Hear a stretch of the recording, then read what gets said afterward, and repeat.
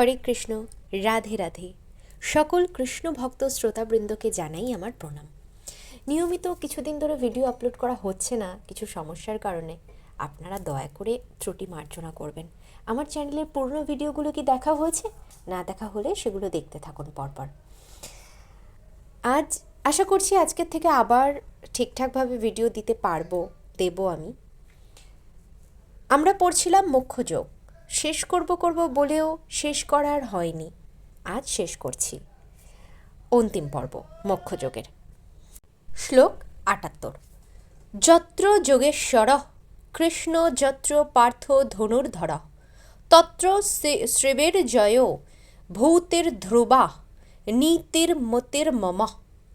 অনুবাদ: যেখানে যোগেশ্বর শ্রীকৃষ্ণ এবং যেখানে ধনুর্ধর পার্থ, সেখানেই নিশ্চিতভাবে শ্রী বিজয়, অসাধারণ শক্তি ও নীতি বর্তমান থাকে। সেটিই আমার অভিমত। তাৎপর্য: ধৃতরাষ্ট্রের প্রশ্নের মাধ্যমে ভগবদ্গীতা শুরু হয়। তিনি ভীষ্ম, দ্রোণ, কর্ণ আদি মহারথীদের সাহায্যপ্রাপ্ত তার সন্তানদের বিজয় আশা করেছিলেন। তিনি আশা করেছিলেন যে বিজয়লক্ষ্মী তার পক্ষে থাকবেন। কিন্তু যুদ্ধক্ষেত্রের বর্ণনা করার পরে মহারাজ ধৃতরাষ্ট্রকে সঞ্জয় বললেন, আপনি বিজয়ের কথা ভাবছেন, কিন্তু আমি মনে করি যেখানে শ্রীকৃষ্ণ ও অর্জুন রয়েছেন সেখানে সৌভাগ্য লক্ষ্মীও থাকবেন। তিনি সরাসরিভাবে প্রতিপন্ন করলেন যে ধৃতরাষ্ট্র তার পক্ষের বিজয় আশা করতে পারেন না। অর্জুনের পক্ষে বিজয় অবশ্যম্ভাবী ছিল, কারণ শ্রীকৃষ্ণ তার সঙ্গে ছিলেন। শ্রীকৃষ্ণের অর্জুনের রথের সারথীর পদ বরণ করা আর একটি ঐশ্বর্যের প্রকাশ। শ্রীকৃষ্ণ সরৈশ্বর্যপূর্ণ এবং বৈরাগ্য হচ্ছে তাদের মধ্যে একটি। এই প্রকার বৈরাগ্যের বহু নিদর্শন রয়েছে, কেননা শ্রীকৃষ্ণ হচ্ছেন বৈরাগ্যেরও ঈশ্বর। প্রকৃতপক্ষে যুদ্ধ হচ্ছিল দুর্যোধন ও যুধিষ্ঠিরের মধ্যে। অর্জুন তার জ্যেষ্ঠ ভ্রাতা যুধিষ্ঠিরের পক্ষে যুদ্ধ করছিলেন। যেহেতু শ্রীকৃষ্ণ ও অর্জুন যুধিষ্ঠিরের পক্ষে ছিলেন, তাই যুধিষ্ঠিরের বিজয় অনিবার্য ছিল। কে পৃথিবী শাসন করবে তা স্থির করার জন্য যুদ্ধ হচ্ছিল, এবং সঞ্জয় ভবিষ্যৎবাণী করলেন যে যুধিষ্ঠিরের দিকে শক্তি স্থানান্তরিত হবে। ভবিষ্যৎবাণী করে আরও বলা হলো যে যুদ্ধ জয়ের পরে যুধিষ্ঠির উত্তরোত্তর সমৃদ্ধি লাভ করবেন, কারণ তিনি কেবল ধার্মিক ও পুণ্যবাণী ছিলেন না, তিনি ছিলেন অত্যন্ত কঠোর নীতিবাদীও। তার সারা জীবনে তিনি একটিও মিথ্যা কথা বলেননি। অল্প বুদ্ধিসম্পন্ন অনেক মানুষ ভগবদ্গীতাকে যুদ্ধক্ষেত্রে দুই বন্ধুর কথোপকথন বলে মনে করেন, কিন্তু সেই ধরনের কোনো গ্রন্থশাস্ত্র বলে গণ্য হতে পারে না। কেউ প্রতিবাদ করতে পারে শ্রীকৃষ্ণ অর্জুনকে যুদ্ধ করতে উত্তেজিত করেছিলেন, যা নীতিবিরুদ্ধ, কিন্তু এখানে প্রকৃত অবস্থাটি স্পষ্টভাবে বর্ণনা করা হয়েছে। ভগবদ্গীতা হচ্ছে নীতি সম্বন্ধে চরম উপদেশ। নবম অধ্যায়ের চতুস্ত্রিংশত্তম শ্লোকে চরম নৈতিক উপদেশ দিয়ে বলা হয়েছে, মন্মনা ভব মদ্ভক্ত।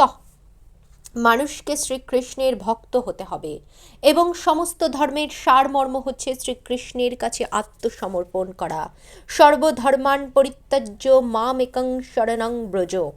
ভগবদ্গীতার নির্দেশ নীতি ও ধর্মের শ্রেষ্ঠ পন্থাকে স্থাপিত করছে। অন্যান্য সমস্ত পন্থা মানুষকে পবিত্র করতে পারে এবং এই পথে নিয়ে আসতে পারে, কিন্তু ভগবদ্গীতার শেষ উপদেশ হচ্ছে সমস্ত ধর্ম ও নীতির শেষ কথা, শ্রীকৃষ্ণের চরণে আত্মসমর্পণ করো। সেটি হচ্ছে অষ্টাদশ অধ্যায়ের সিদ্ধান্ত। ভগবদ্গীতা থেকে আমরা জানতে পারি যে দার্শনিক মতবাদ ও ধ্যানের মাধ্যমে আত্মজ্ঞান উপলব্ধি করা হচ্ছে একটি পন্থা, কিন্তু সর্বতোভাবে শ্রীকৃষ্ণের চরণে আত্মসমর্পণ করাটা হচ্ছে সর্বোত্তম সিদ্ধি। সেটিই হচ্ছে ভগবদ্গীতার শিক্ষার সারমর্ম। বর্ণাশ্রম ধর্ম অনুসারে বিধি নিষেধের পন্থা জ্ঞানের গুহ্য পথ হতে পারে, যদিও ধর্মের আচার আচরণ গুহ্য, কিন্তু ধ্যান ও জ্ঞানের অনুশীলন গুহ্যতর। আর কৃষ্ণ ভাবনাময় হয়ে ভক্তিযোগে শ্রীকৃষ্ণের চরণে আত্মসমর্পণ করাটা হচ্ছে গুহ্যতম নির্দেশ। সেটিই হচ্ছে অষ্টাদশ অধ্যায়ের সারমর্ম। ভগবদ্গীতার আরেকটি দিক হচ্ছে যে পরম পুরুষোত্তম ভগবান শ্রীকৃষ্ণই হচ্ছে পরম তত্ত্ব। পরম তত্ত্ব তিনভাবে উপলব্ধ হন: নির্বিশেষ ব্রহ্ম, সর্বভূতে বিরাজমান পরমাত্মা এবং পরমেশ্বর ভগবান শ্রীকৃষ্ণ।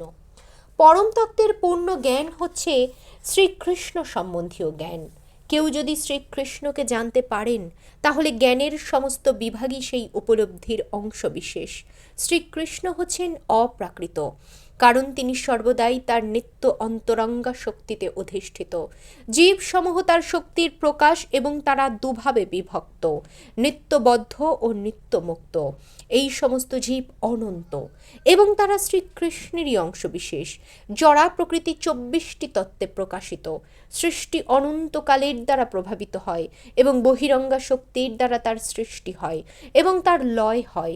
বিশ্ব ব্রহ্মাণ্ডের এই প্রকাশ পুনঃ পুনঃ দৃশ্য ও অদৃশ্য হয়। ভগবদ্গীতার 5টি মুখ্য বিষয় সম্বন্ধে আলোচনা করা হয়েছে।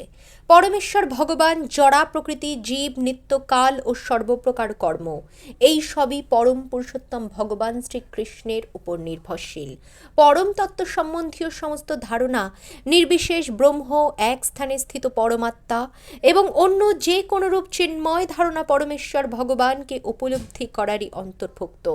যদিও আপাত দৃষ্টিতে পরম পুরুষোত্তম ভগবান, জীব, জড়া প্রকৃতি ও কাল ভিন্ন বলে প্রতিভাত হয়, কিন্তু কোনো কিছুই পরমেশ্বর ভগবান থেকে ভিন্ন নয়। কিন্তু পরমেশ্বর ভগবান সর্বদাই সব কিছু থেকে স্বতন্ত্র। শ্রীচৈতন্য মহাপ্রভুর দর্শন হচ্ছে অচিন্ত ভেদাভেদ তত্ত্ব। এই দর্শন পরম তত্ত্ব সম্বন্ধে পূর্ণ জ্ঞান সমন্বিত। জীব তার স্বরূপে চিন্ময় শুদ্ধ আত্মা, সে পরমাত্মার অনুসদৃশ অংশবিশেষ। এভাবেই ভগবান শ্রীকৃষ্ণকে সূর্যের সঙ্গে এবং জীবসমূহকে সূর্য কিরণের সঙ্গে তুলনা করা যেতে পারে। যেহেতু বদ্ধ জীব ভগবানের তটস্থা শক্তি, তাই তাদের অপরা প্রকৃতি অথবা পরা প্রকৃতির সংস্পর্শে থাকার প্রবণতা রয়েছে। পক্ষান্তরে বলা যায় যে জীব ভগবানের দুই শক্তির মধ্যে অবস্থিত এবং যেহেতু জীব ভগবানের পরা প্রকৃতিজাত, তাই তার ক্ষুদ্র স্বাতন্ত্র রয়েছে।